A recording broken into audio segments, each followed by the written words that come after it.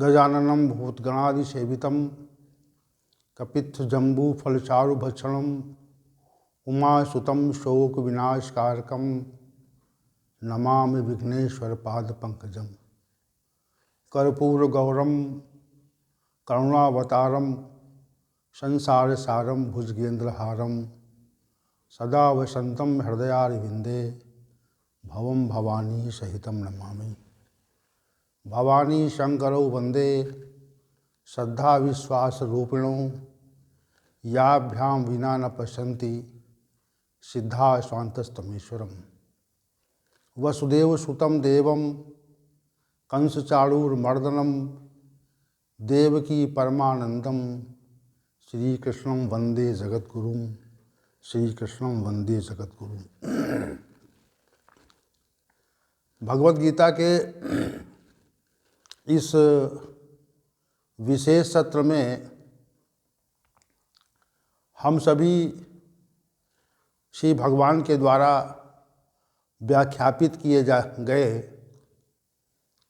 स्थित प्रज्ञता विषय पर नित्य चर्चा करते हैं और यह स्थित प्रज्ञता विषय विशेष रूप से श्री भगवान ने साधकों के लिए व्याख्यापित किया था और अर्जुन के इस प्रश्न के उत्तर में श्री भगवान ने स्थित प्रज्ञता के 18 श्लोक कहे थे और उन्हीं विशिष्ट श्लोकों पर हमारी यह ज्ञान चर्चा नित्य निरंतर गति कर रही है और स्थित प्रज्ञता का पर्याप्त भाग व्याख्यापित हो चुका है और भगवान श्री गोविंद की कृपा से ये निरंतर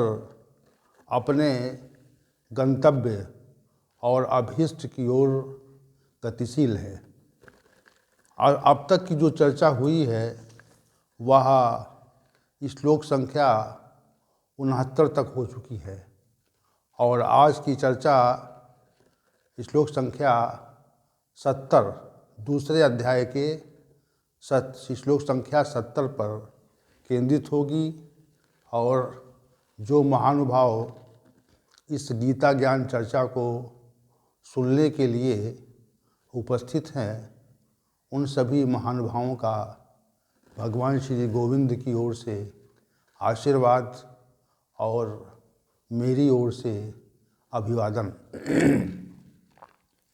भगवद गीता ज्ञान की चर्चा जहाँ पर होती है वहाँ पर कुछ अव्यक्त सत्ता स्वतः ही गीता ज्ञान की चर्चा को ग्रहण करने के लिए उपस्थित हो जाती हैं, परंतु अव्यक्त सत्ता का हमें दर्शन नहीं होता है, परंतु अव्यक्त सत्ता जो भी गीता ज्ञान की चर्चा में यहाँ पर उपस्थित हैं वह उनको मेरी ओर से कोटि सा प्रणाम है और वह इस गीता ज्ञान की चर्चा में अपना सहयोग करें ऐसी उनसे प्रार्थना है। तो भगवान गोविंद से हम अनुमति लेकर के आज श्लोक संख्या 70 की ओर बढ़ेंगे और इस पर अपनी चर्चा को केंद्रित करने का प्रयास करेंगे। श्री भगवान ने कहा, आपूर्णमाणम अचल प्रतिष्ठम समुद्रमापाः प्रविशन्ति यद्वत् तद्वत् कामायम प्रविशन्ति सर्वे स शान्तिमाप्नोति न कामकामी। जिस प्रकार अनेक नदियों का जल सभी ओर से पूरित और अचल प्रतिष्ठा वाले समुद्र में समाहित हो जाता है, उसी प्रकार जितने भी प्रकार की कामनाएं हैं वह जिस साधक में, जिस विशिष्ट साधक में समाहित हो जाती हैं और जो विशिष्ट साधक उसमें समा जाती हैं। तो ऐसा पुरुष, ऐसा मनुष्य परम शांति को प्राप्त होता है। कामनाओं की आकांक्षा करने वाला पुरुष शांति को प्राप्त नहीं होता। तो श्री भगवान का जो कथन है विशिष्ट है कि जैसे अनेक नदियां हैं और अनेक नदियों में सर्वकालिक जल रहता है जो उसके उद्गम स्थान से आता है, और वर्षा काल में विशेष रूप से नदियों में जल की वृद्धि असीमित रूप से हो जाती है, वृहद मात्रा में हो जाती है। तो जो असीमित रूप से जल एकत्र हो जाता है वह भी बहता बहता उसकी भी नदी की जो जलधारा है जो बहुत तीव्रता से आगे की ओर बढ़ती है वह भी समुद्र में समाहित हो जाती है। और समुद्र में समाहित होने पर वह समुद्र बिना किसी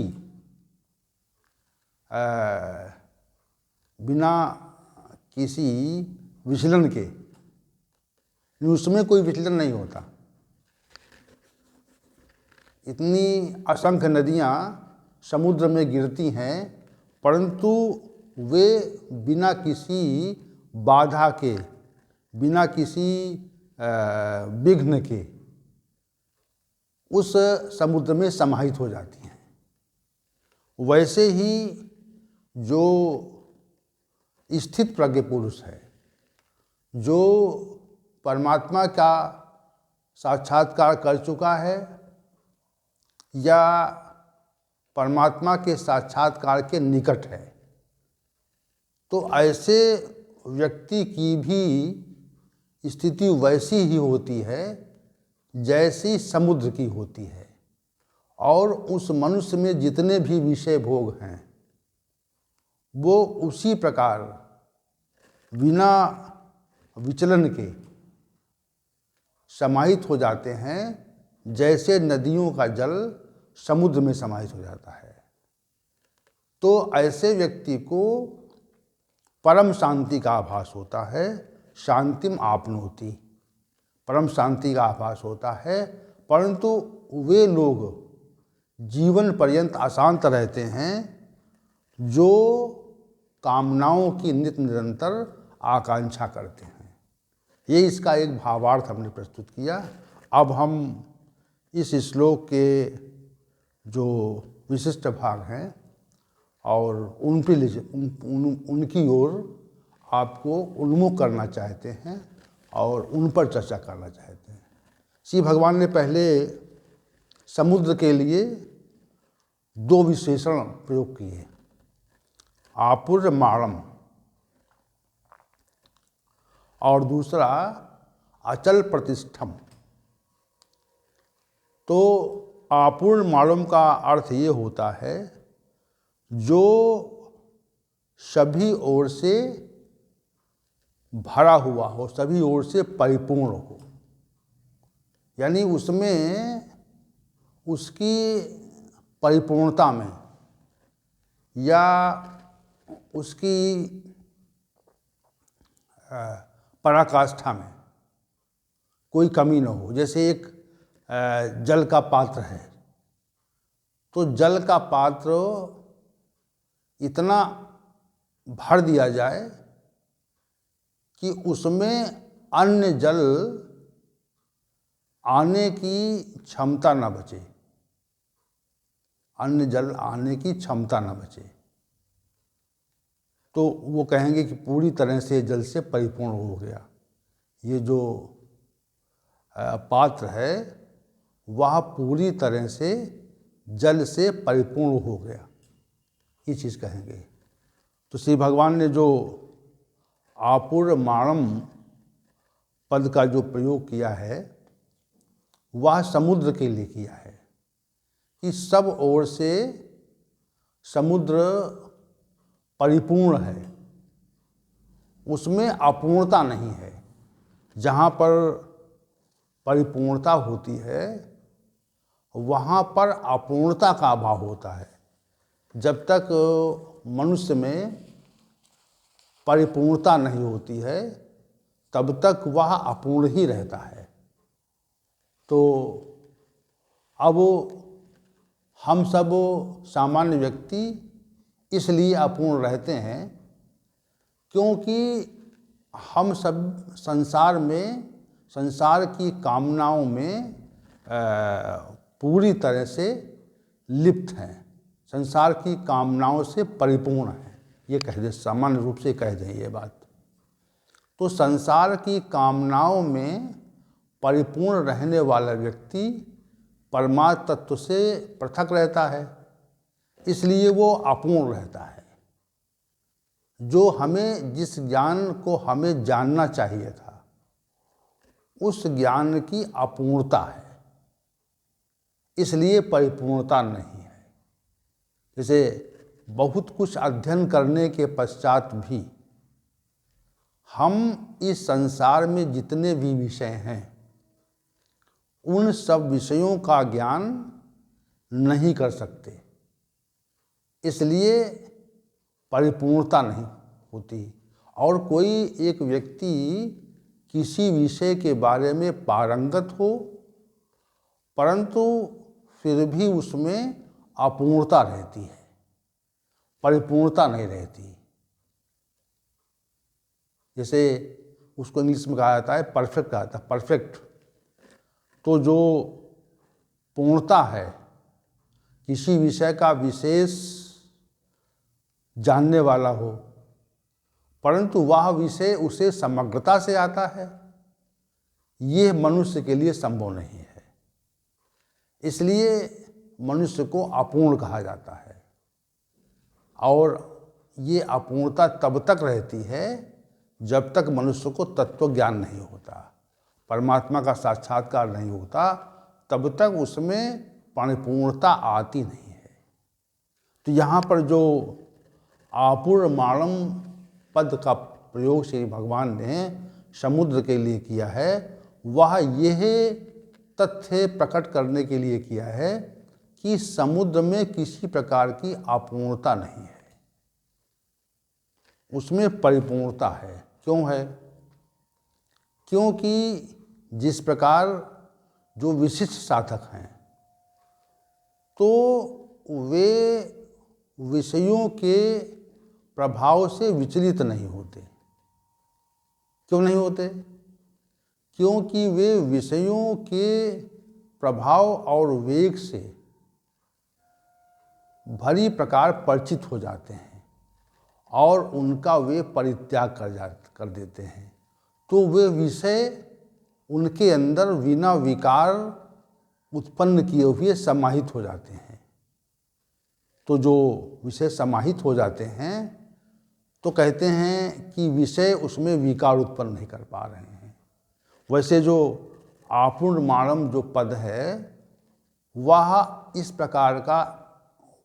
प्रकार की परिपूर्णता को प्रकट कर रहा है जैसी कि स्थित प्रज्ञ पुरुष की परिपूर्णता होती है। उसमें चारों ओर जल है, वहाँ पर जल की एक बूंद की भी अवशेषता नहीं है, पूरी परिपूर्णता है। यानी वहाँ पर जल का अभाव नहीं है, जल का सर्वदा अभाव है।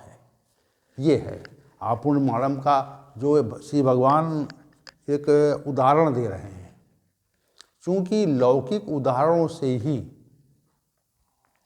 हम सहजतापूर्वक आध्यात्मिक विषयों को समझ पाते हैं और आध्यात्मिक विषयों को समझ करके उनको जानने का प्रयास करते हैं, समझने का प्रयास करते हैं। तो जो मनुष्य परमात्मा का साक्षात्कार कर लेता है वह भी पूर्ण हो जाता है, उसमें अपूर्णता नहीं रहती है। वैसी पूर्णता हो जाती है जैसी समुद्र के जल में परिपूर्णता होती है। जल का एक विशिष्ट भंडार समुद्र है और उस विशिष्ट भंडार में कोई अपूर्णता नहीं है। अब आप ये विचार करें कि लाखों और करोड़ों वर्षों से वह समुद्र वैसा ही वैसा बना हुआ है, उसमें जल का अभाव नहीं है। वह लाखों और करोड़ों वर्षों से जल बरसाता है, जल की व्यवस्था करता है और जब से सृष्टि है तब से वह नित्य निरंतर बना हुआ है। और बना हुआ है, क्यों बना हुआ है? क्योंकि उसमें परिपूर्णता है। जैसे कोई वस्तु कम न हो, वह पूर्ण की पूर्ण ही रहे। कोई वस्तु हम उसमें से कितना भी निकाल लें तो वह पूर्ण की पूर्ण ही रहे। जैसे अक्षय पात्र है तो अक्षय पात्र में जो वस्तु है उसका क्षय नहीं होता है। तो वैसे क्यों कि वह पूरी तरह से पूर्ण है, परिपूर्ण है। पूर्ण तो जो शब्द है वह कम है, परिपूर्ण शब्द जो है वो ज़्यादा, यानी पूर्णता को प्रकट कर रहा है। तो परिपूर्ण है। तो श्री भगवान कहते हैं आपूर्यमाणम। तो जल की पूर्णता है, जल की पूर्णता का उदाहरण जो है वह हम समुद्र से देते हैं कि समुद्र पूर्ण है, उसमें परिपूर्णता है, उसमें अपूर्णता नहीं है। श्री भगवान ने कहा आपूर्यमाणम अचल प्रतिष्ठम, और उसकी प्रतिष्ठा कैसी है? जो कभी खंडित नहीं होती।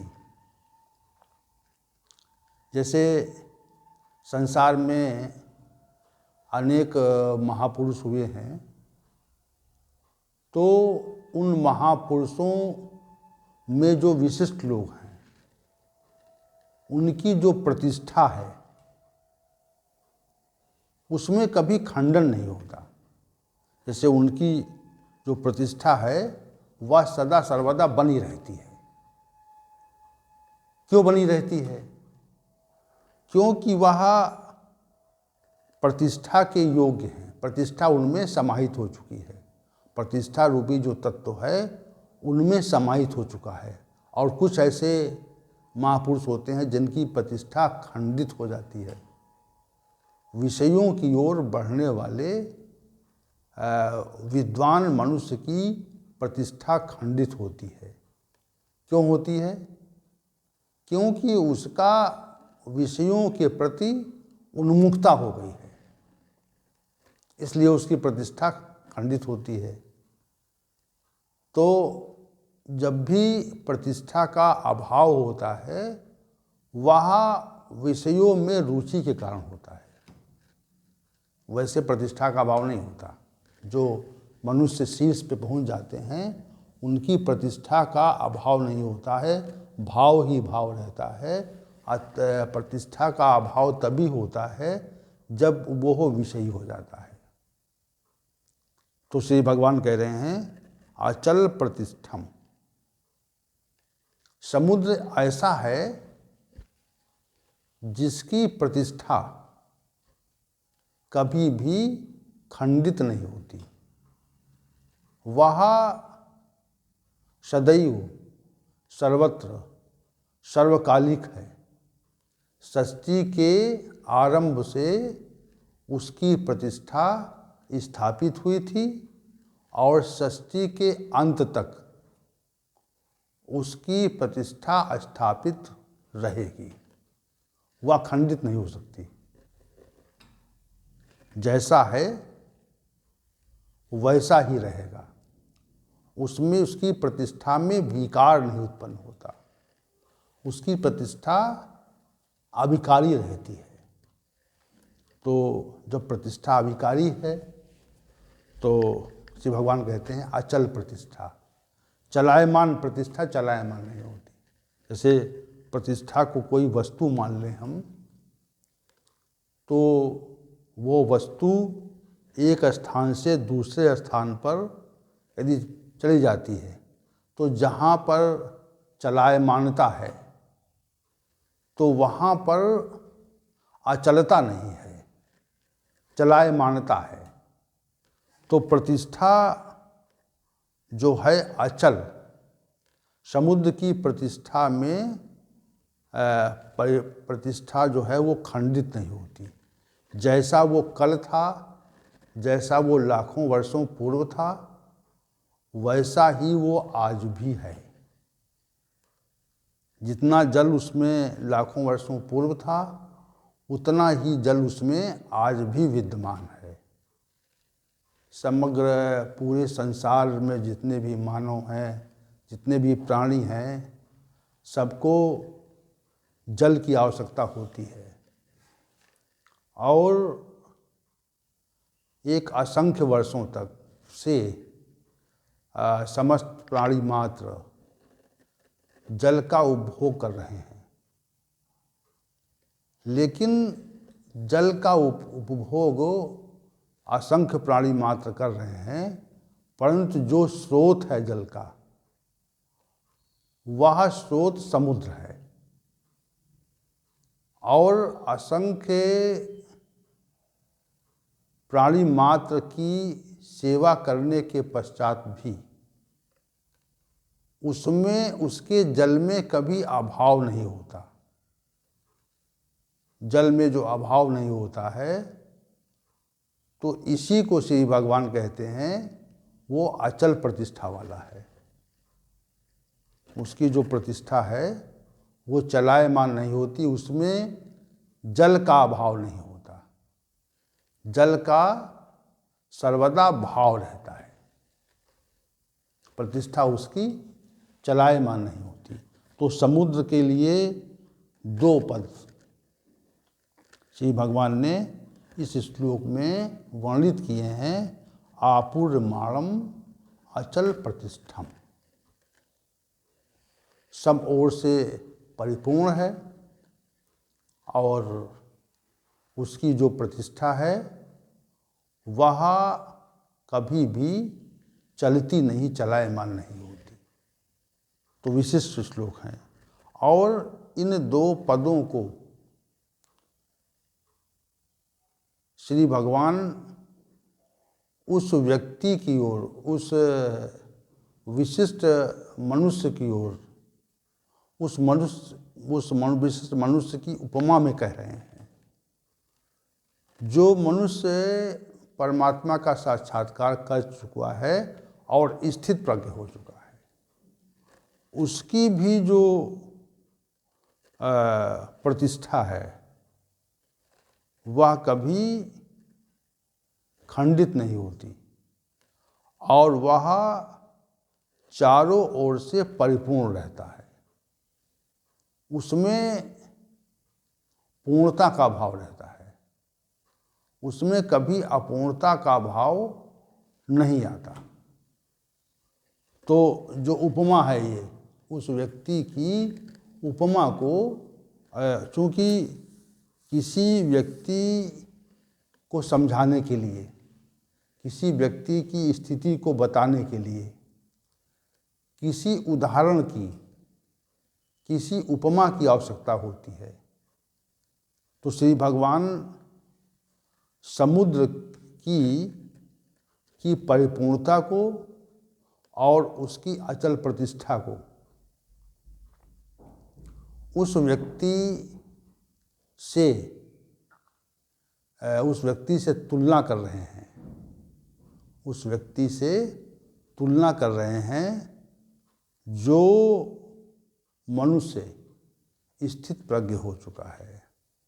स्थित प्रज्ञ मनुष्य भी अपने ज्ञान से परिपूर्ण होता है, उसमें अपूर्णता नहीं बचती, उसे जो आध्यात्मिक ज्ञान है वह पूरी तरह से प्राप्त हो चुका होता है और उसकी जो प्रतिष्ठा होती है, ये है प्रतिष्ठा संसार का विषय नहीं है। जैसे कहते हैं कि वह बहुत प्रतिष्ठित व्यक्ति है, तो जो संसार की जो प्रतिष्ठा है, संसार में जो व्यक्ति प्रतिष्ठित है, उसकी प्रतिष्ठा का खंडन संसार के लोग किन्हीं कारणों से करते रहते हैं। क्योंकि संसार में जितने भी मनुष्य हैं, उन सब मनुष्यों को अपने अनुकूल रख पाना असंभव है।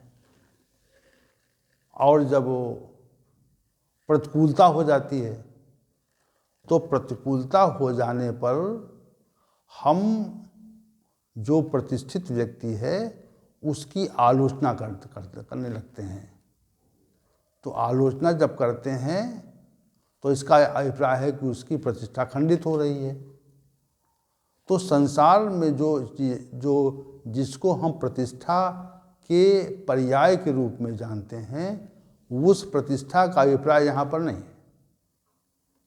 उस प्रतिष्ठा का अभिप्राय यहाँ पर नहीं है। वो प्रतिष्ठा हुआ है जो स्थित प्रज्ञ पुरुष में रहती है। वह किसी कारण खंडित नहीं होती। कैसी खंडित नहीं होती? तो श्री भगवान ने उसका इस श्लोक के आरंभ में ही उसकी उपमा दी है। जिस प्रकार लाखों करोड़ों वर्षों से ये समुद्र जल से पूरी तरह से परिपूर्ण है और उसकी प्रतिष्ठा अचल है, उसकी प्रतिष्ठा लाखों करोड़ों वर्षों से सृष्टि के आदिकाल से कभी भी चलायमान नहीं हुई है। तो ऐसी प्रतिष्ठा वाला समुद्र है। और वैसी ही प्रतिष्ठा वाला जो व्यक्ति है वह स्थित प्रज्ञ पुरुष है। अब देखिए, इसकी उपमा देखिए आप। उपमा पर जब विचार करेंगे आप तो ये पाएंगे कि ये विशिष्ट उपमा श्री भगवान के द्वारा जो प्रस्तुत की गई है वह स्थित प्रज्ञ पुरुष की विशिष्टता को, उसकी विशेषता को प्रतिपादित कर रही है कि स्थित प्रज्ञ पुरुष वास्तव में इतना विशिष्ट होता है, इतना महत्वपूर्ण होता है। जैसे समुद्र जो है वो परिपूर्ण होता है, तो स्थित प्रज्ञ पुरुष भी ज्ञान से परिपूर्ण होता है। उसमें आध्यात्मिक ज्ञान के प्रश्न अवशेष नहीं रहते। अध्यात्म का जो प्रयोग है वह उसमें अवशेष नहीं बचता। अवशेष न बचने के कारण ही वह ज्ञान से परिपूर्ण होता है और